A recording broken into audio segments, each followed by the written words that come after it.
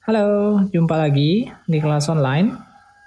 Sebelum kita belajar, mari kita berdoa terlebih dahulu. Agar apa yang kita pelajari bisa bermanfaat bagi kita semua.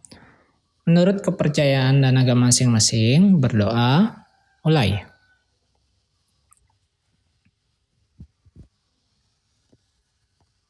Berdoa selesai. Nah, kali ini Bapak akan review tema 2, subtema 1, dan pembelajaran 3. Pak mulai dari pelajaran IPA ya. Adaptasi tumbuhan. Nah, anak-anak, kemarin kita sudah mempelajari tentang adaptasi tumbuhan ya, yaitu adalah kemampuan makhluk hidup dalam menyesuaikan diri dengan lingkungannya untuk dapat bertahan hidup dengan baik. Jenis adaptasi makhluk hidup dapat diamati dari ciri-ciri khusus yang dimiliki tanaman atau tumbuhan. Oke. Bentuk adaptasi tumbuhan. Yang pertama adalah bentuk adaptasi tumbuhan untuk melindungi diri. Ada banyak sekali ciri-ciri adaptasi tumbuhan saat dia difungsikan untuk melindungi diri. Yang pertama yaitu memiliki duri. Jadi beberapa jenis tumbuhan itu memiliki duri pada batang ataupun pada buahnya. Duri ini berfungsi untuk melindungi dirinya dari pemangsa. Duri pada tumbuhan ini dapat menjadi penghambat bagi pemangsa untuk memakan tumbuhan tersebut. Atau mereka takut dengan duri itu dan tidak jadi memangsa tumbuhan itu. Itulah fungsi dari duri pada tumbuhan itu. Nah, contohnya adalah pohon kaktus yang memiliki duri ya pada daunnya, mawar, salak, rotan, bougainville, durian, dan putri malu. Itu contohnya ya. Kemudian ada lagi memiliki rambut halus. Ada beberapa jenis tumbuhan yang memiliki rambut halus pada bagian permukaan batang atau daunnya. Fungsinya sama, yaitu untuk membuat dia itu terhindar dari pemangsa atau menimbulkan rasa gatal pada pemangsa, sehingga pemangsa enggan untuk memakan tumbuhan itu. Contohnya pada bambu maupun jagung ya. Yang ketiga itu memiliki getah. Jadi ada beberapa tumbuhan yang ketika masih mentah itu buahnya memiliki getah yang lengket atau getah yang dapat membuat pemangsanya melekat padanya ya. Jadi ada yang bisa membuat gatal, ada yang membuat lengket ya, sehingga pemangsa itu enggan mendekati buah tersebut ya. Contohnya pada buah nangka, buah mangga, dan buah pepaya. Kemudian bentuk adaptasi tumbuhan terhadap tempat hidupnya. Tadi kan bentuk adaptasi tumbuhan untuk melindungi diri. Ya, ini ada adaptasi tumbuhan terhadap tempat hidupnya. Jadi cirinya dia bukan untuk melindungi diri lagi seperti tadi, tapi menyesuaikan diri dengan tempat hidupnya. Itu dibedakan menjadi 3 macam. Yang pertama, ada jenis tumbuhan hidrofit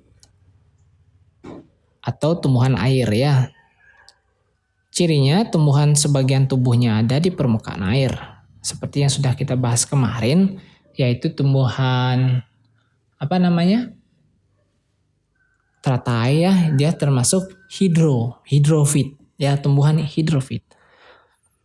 Cirinya akarnya berada di air ya, dan terus tumbuh ke bawah hingga menyentuh tanah ya. Memiliki rongga udara dalam batang atau tangkai daunnya. Kemudian daunnya muncul ke permukaan air. Ini daunnya biasanya bentuknya lebar yang untuk memaksimalkan proses penguapan karena dia sendiri itu berada di air. Contoh tumbuhannya itu ada kangkung, ya, cenggondok, ada juga apalagi ya, teratai kemarin kita sudah bahas ya. Jadi itu contoh-contohnya. Oke. Kita lanjut ke yang kedua, ada yang namanya hygrofit atau hygrofit, yaitu tumbuhan yang hidup di daerah yang lembab. Lembab itu daerah-daerah yang teduh ya. Tumbuhan ini terdiri atas bagian-bagian akar, batang, dan daun. Batangnya pada umumnya itu tidak tampak karena terdapat di dalam tanah. Daunnya yang muda umumnya melingkar atau menggulung. Tanaman ini seperti pakis atau tanaman paku ya, yang ada di daerah-daerah lembab. Terakhir tuh ada yang namanya xerophyte. Nah, tumbuhan ini hidup di daerah yang kering. Dia memiliki daun yang tebal, itu difungsikan untuk menyimpan air karena dia hidup di daerah yang kering ya. Kemudian kadang-kadang daunnya ini berubah bentuk menjadi bentuk duri seperti kaktus itu ya, sisik atau bahkan tidak mempunyai daun. Batangnya tebal dan mempunyai jaringan untuk menyimpan air dan memiliki akar yang panjang. Contoh-contoh tumbuhan yang xerophyte itu seperti lidah buaya ataupun kaktus. Oke? Kemudian yang ketiga, bentuk adaptasi tumbuhan terhadap keadaan lingkungannya. Ya, jadi satu tumbuhan untuk mempertahankan kelangsungan hidupnya, ya ada beberapa tumbuhan ini menyesuaikan diri dengan keadaan lingkungannya. Contohnya dengan menggugurkan daunnya di musim kemarau untuk mengurangi proses penguapan air. Jadi tumbuhan-tumbuhan seperti pohon jati, pohon kapuk rendu, pohon mahoni, pohon kedondong itu menggugurkan daunnya sesuai dengan keadaan lingkungannya. Maksudnya di sini adalah musim ya.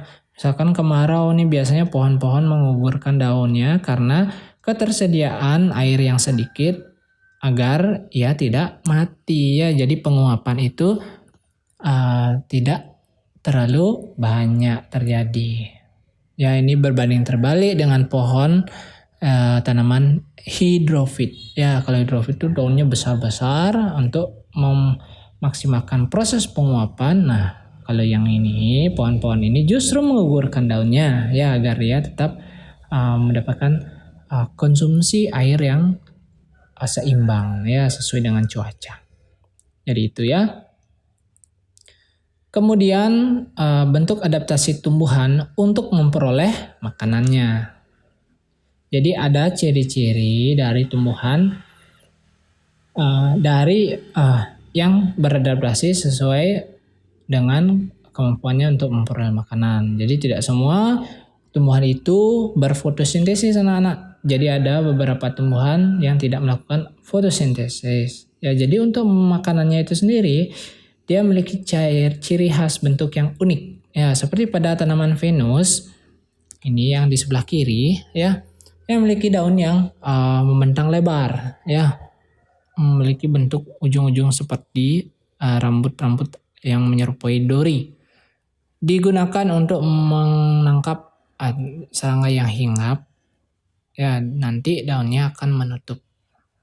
Di daun itu ada sebuah cairan yang akan memproses hewan atau serangga yang tertangkap menjadi makanannya. Contohnya adalah kantong semar dan ini tanaman Venus. Oke, kita lanjut ke bahasa Indonesia. Kita akan mengidentifikasi informasi penting dengan menggunakan kata tanya. Oke. Kita sudah mempelajari ini sebenarnya ya. Kita memperoleh informasi dalam satu bacaan menggunakan kata tanya. Apa masih ingat? Iya, adik Simba ya, menggunakan kata tanya adik Simba. Yaitu kemarin adalah singkatan dari kata tanya apa, di mana, kapan, siapa, mengapa, dan bagaimana. Nah, anak masih ingat? Pasti masih ingat ya. Ini gampang sekali. Nah, anak-anak harus membaca teks ini terlebih dahulu di buku anak-anak ya, atau kalian pause video ini, kalian baca terlebih dahulu teks ini. Oke, kalau sudah anak-anak membaca, anak-anak akan tahu bagaimana mencari atau membuat kata tanya dari teks ini ya. Yang pertama, setelah anak-anak baca ya, kalau anak-anak belum baca silahkan baca dulu ya. Nanti anak-anak tidak bingung, jadi apa yang anak-anak dengarkan ini tidak mubazir ya. Oke, kita lanjut. Peristiwa apa yang terjadi ini kata tanya apa ya? Jadi peristiwa apa sih yang terjadi di teks itu? Ya, peristiwanya adalah proklamasi kemerdekaan Indonesia. Yang kedua, di mana peristiwa tersebut terjadi? Di mana? Ya, tidak dijelaskan di teks ya. Coba deh, anak ingat kembali yang sudah anak baca tadi. Kemudian kapan peristiwa itu terjadi? Tidak juga dijelaskan di teks. Siapa yang terlibat dalam peristiwa tersebut? Nah, ada banyak orang yang terlibat ya anak-anak ya. Ada ya.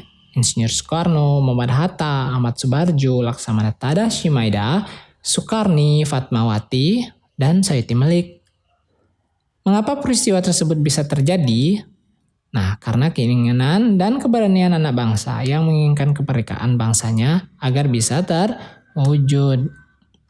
Bagaimana proses terjadinya? Nah, berawal dari keinginan kuat anak bangsa untuk memperoleh kemerdekaan, maka beberapa tokoh pahlawan proklamasi kemerdekaan memproklamirkan kemerdekaan negara Indonesia. Nah, gampang kan? Nah, seperti itulah caranya ya anak-anak ya. Mari berlatih. Nah, cobalah cari 3 jenis tanaman, kemudian tuliskan cara adaptasinya pada tabel berikut. Ya, seperti yang tadi contohnya misalkan tanaman durian.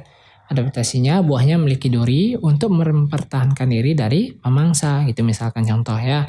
Anak-anak cari 3. Oke? Sekian untuk pelajaran hari ini. Terima kasih.